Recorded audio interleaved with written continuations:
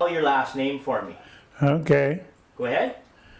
It's Gordon Billings, Billings.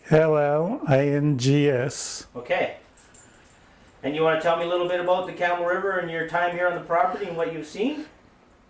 My father-in-law built the house on this property in 1954. And the family's owned and lived here since. And we're on 3 lots, which gives me 150-foot frontage on the street and about 200 foot of river frontage. Okay. Well, we're on tidal water here. Okay. And the tide goes from 0, which is the low, to 14-foot tide, which came yesterday, and it's supposed to be 14 foot to 16 foot this afternoon. That extreme is gauged by the dam, the BC Hydro, and they're dumping water into the river from the lakes. And it's been raining, for 2 weeks solid almost now. So they have a lot of water in the lakes, which they've been dumping. And then, of course, we got the tide water coming in here. Yes. And the two are meeting. They meet up at the bridge up there. I wish I had the date. I don't have the date. Let me show you this for a minute. Sure. The back side of the house. Uh-huh. When we're sitting in the solarium here. Okay, now, this is the riverfront right out here. Yes. And in the last flooding, we lost that tree. It just uprooted.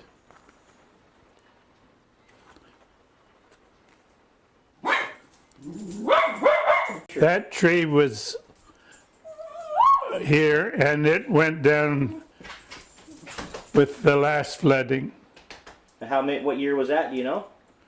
Okay, I was standing on the roots of this thing here, and I had to come in to go to the bathroom, and when I went back outside again, the tree was gone. Holy smokes. From next door to me, to the people on this side, we all got ripback put in, and they brought in 110 dump trucks of riprap, and they used this excavator to place the riprap on the bank. So my bank is fairly secure because of the riprap. If you're looking for a sale of Campbell River, that's my grandson, and he's just standing on the bank there.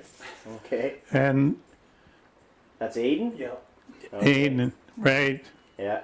And that's a pink salmon that he caught. Are you concerned about the water level today and the tide? No. No? I should be, but I'm not. Because it won't be as bad as what I've already gone through.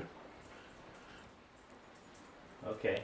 The fire department delivered that. Isn't that amazing? Okay, sorry, can you tell me that again? The Campbell River Fire Department had 4 members coming up and down giving us this sheet telling us that we need to get ready for the flooding. That's nothing very much. This is the part that's pretty important.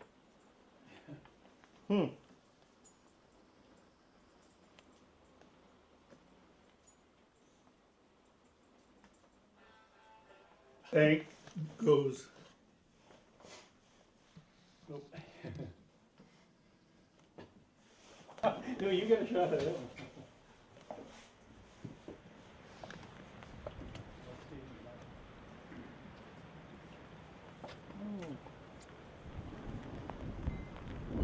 This is probably the kind of weather you avoid. Yeah, this rain, the rain and the wind will cause trouble with the water, the tide. It'll push the tide in faster.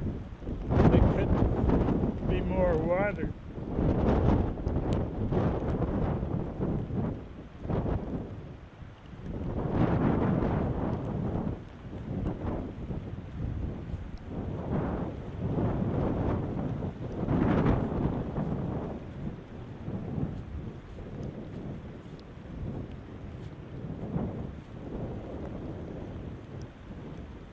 my property. House.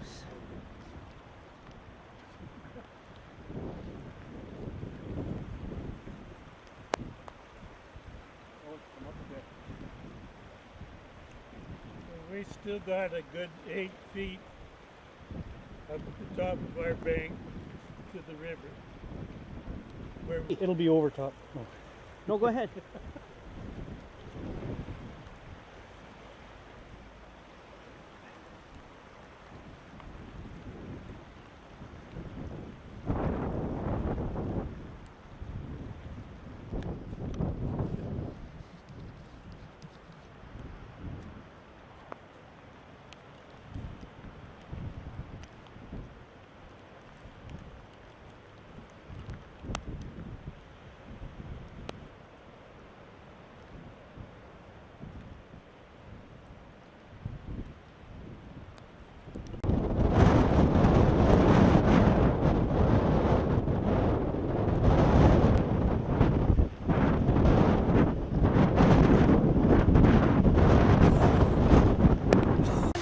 I'm Sean Koopman. I'm with the Strathcona Regional District.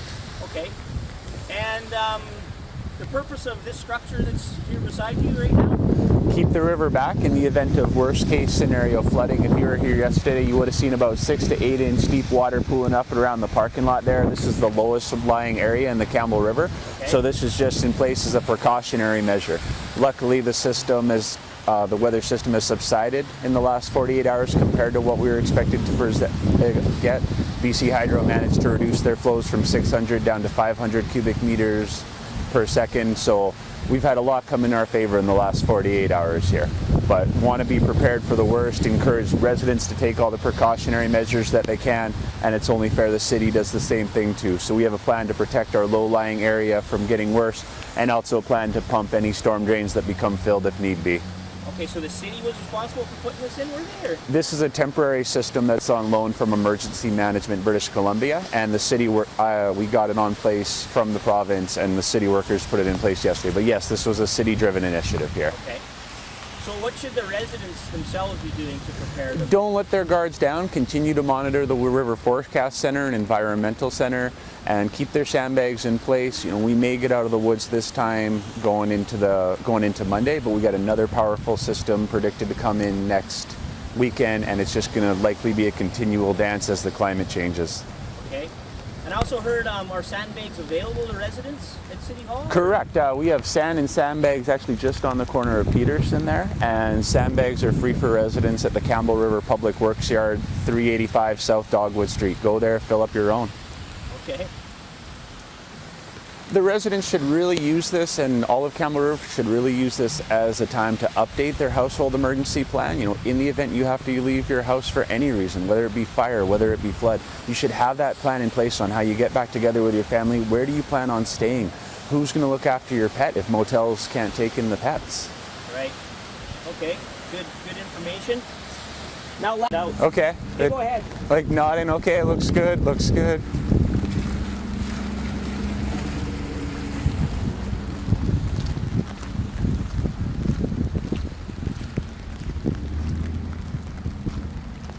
All right, that's great. Okay. So you've been in town a few years? No, I just a couple months now. Where are you from? Originally from Hope, Okay. and then all over the place the last little bit. And